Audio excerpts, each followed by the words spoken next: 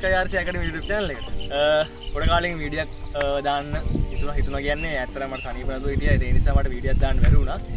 අද මම අරන් වෙලා තියෙනවා මම ඔයාලට මතක ඇති වීඩියෝක් කරා ෆයිබර් වලින් බෝට්ටුවක් කරලා. ඒතර ඒ බෝට්ටුවේ මම ෆ්ලයිට් කන්ට්‍රෝල් එකක් දාලා ඉවෙලා පොඩි වැඩක් කරා. ඒක නෙච්චර සක්සස්ෆුල් නෑ. ඒ වීඩියෝ එක බලන්න ඕන උඩ කාඩ් එක ක්ලික් කරලා බලන්න පුළුවන්. මම ඒ බෝට්ටුවම දැන් ඔයාලට ඉක්මනට වීඩියෝ එකක් දාන්නත් ඕනේ. මම ඒකම පොඩ්ඩක් මොඩිෆයි කරලා මෝටර්ස් දෙකක් දාලා අරන් ආවා. මේ තියෙන්නේ බෝට්ටුව. එතකොට මේක ගත්තොත් එහෙම මම මෝටර්ස් දෙකක් පාවිච්චි අර විදියම අර මේ ටෙක්නොලොජි එකම තමයි තියෙන්නේ. හැබැයි මේක දැන්ට ෆ්ලයිට් කන්ට්‍රෝල් එකක් නෑ මැනුවලි යන්නේ. මම ඔයාලට කිව්වා මේ බෝට් එක හදද්දිම මේක ගොඩක් ඉස්සරහට යන ලොකු ප්‍රොජෙක්ට් එකක්. එතකොට මේ ප්‍රොජෙක්ට් එකේ මේක එක ස්ටෙප් එකක් කියලා කියන්න පුළුවන්. දැන් මම මේකට පාවිච්චි කරන රඩර් එක.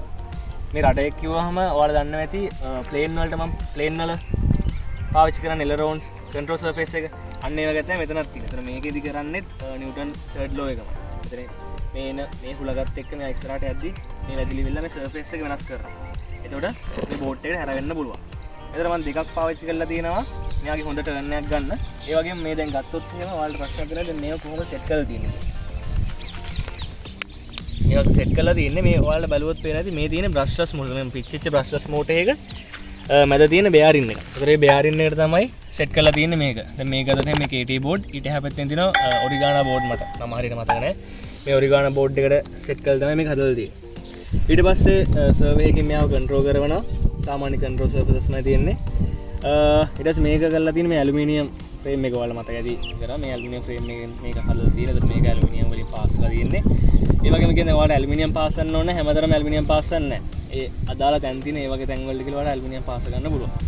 හරි දැනට මෙච්චරයි. අපි බලමු මේක කොහොමද යන්නේ. මම 3 සෙල් බැටරි එකක් පාවිච්චි කරන්නේ. එතකොට 3 සෙල් බැටරි එකක් පාවිච්චි කරනවා. මේකට හරියට ඒ කියන්නේ 3 සෙල් කියන්නේ දැන් මේකේ මිලි ඇම්පියර්ස් ගානක් හදලා 2200. ඒක ටිකක් මදි. අපිට ඊට වැඩි කරන්න පුළුවන්. මම කලින් බැටරි එක මේක කරන්නේ. හරි අපි බලමු මේ කොහොමද යන්නේ කියලා. අපි බෝට් එක යන තැනට